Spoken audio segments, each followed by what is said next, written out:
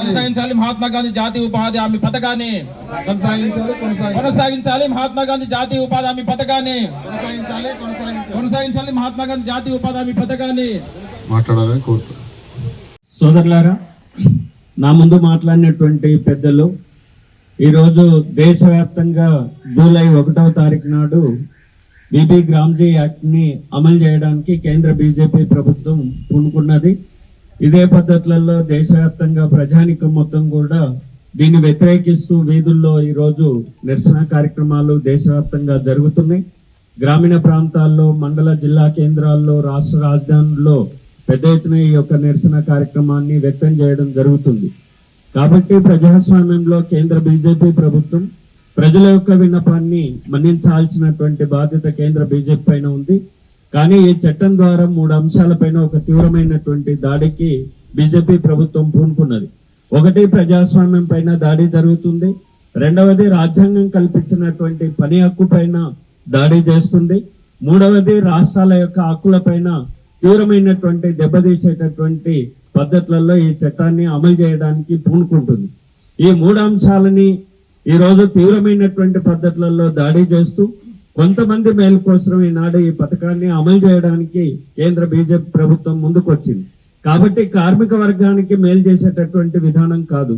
ఇందులో ఇప్పటికే 25-75% material component కింద ఖర్చు చేయాలంటటువంటిది చట్టంలో పొందుపరచడం జరిగింది. కాబట్టి రేపు కాంట్రాక్టర్లకు అట్లానే ధనవంతులకు మేలు చేసేటటువంటి పద్ధతులలో ఈ చట్టాన్ని మార్పు చేసుకోవడం జరిగింది. అట్లానే సంవత్సరం మొత్తంగా పనులు ఇవ్వాలంటటువంటిది మహాత్మా గాంధీ జాతీయ గ్రామీణ ఉపాధి హామీ చట్టం చెప్తే ఇప్పుడు 60 రోజుల పని దినాలను బంద్ చేయాలంటటువంటిది బీబీ గ్రామ్జీ యాక్ట్ చెప్తుంది. కాబట్టి పేదలకు పని బంద్ చేయాలి, పేదలకు పనికి దూరం చేయాలి, వేతనాలని తగ్గించాలి, బడ్జెట్ లో కోతలు విధించాలి.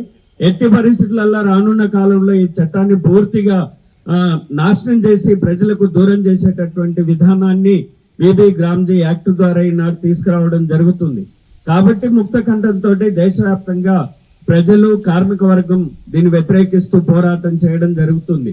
కాబట్టి రానున్న కాలంలో మరింత మిలిటెంట్ గా మహాత్మా గాంధీ జాతీయ గ్రామీణ ఉపాధి హామీ చట్టాన్ని పునరుద్ధరించుకోవడం కోసం, ఈ చట్టాన్ని కాపాడుకునేందుకోసం జరుగుతున్నటువంటి పోరాటాలకు ప్రజల మద్దతు ఉంది, కార్మిక వర్గం మద్దతు ఉంది. రానున్న కాలంలో మరింత మద్దతుతోటి ఈ పోరాటాలను ఉధృతం చేస్తామని కేంద్ర బీజేపీ ప్రభుత్వానికి ఈ సందర్భంగా హెచ్చరిక చేస్తా ఉన్నాం.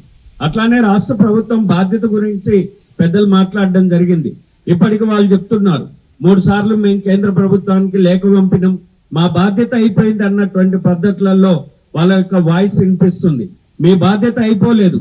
ఇంతకుముందు చెప్పినట్టుగా మీ బాధ్యతతో పాటుగా ఈరోజు ప్రజా సంఘాలు నిర్వహిస్తున్నటువంటి, కార్మిక వర్గం నిర్వహిస్తున్నటువంటి పోరాటంలో ఖచ్చితంగా మీరు కలిసి రావాల్సినటువంటి అవసరం ఉంది.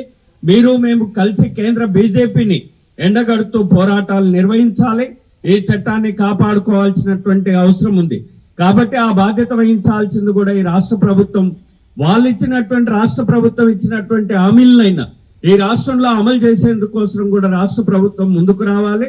దీంతో పాటుగా కేంద్ర ప్రభుత్వం పైన చేసేటటువంటి పోరాటంలో కూడా ఖచ్చితంగా కలిసి రావాల్సినటువంటి అవసరం ఉందని, రానున్న కాలంలో జరిగేటటువంటి పోరాటంలో వ్యవసాయ కార్మికులు, ఉపాధి కార్మికులు, వలస కార్మికులు, కార్మిక వర్గం మొత్తం కూడా ఐక్యంగా ఇదే పద్ధతిలో ముందుకు సాగుతూ ఈ మహాత్మా గాంధీ జాతీయ గ్రామీణ ఉపాధి హామీ చట్టాన్ని రక్షించుకోవడం కోసం మరింత మిలిటెంట్ గా ఉద్యమాలు నిర్వహిస్తామని తెలియజేస్తూ నమస్కారం.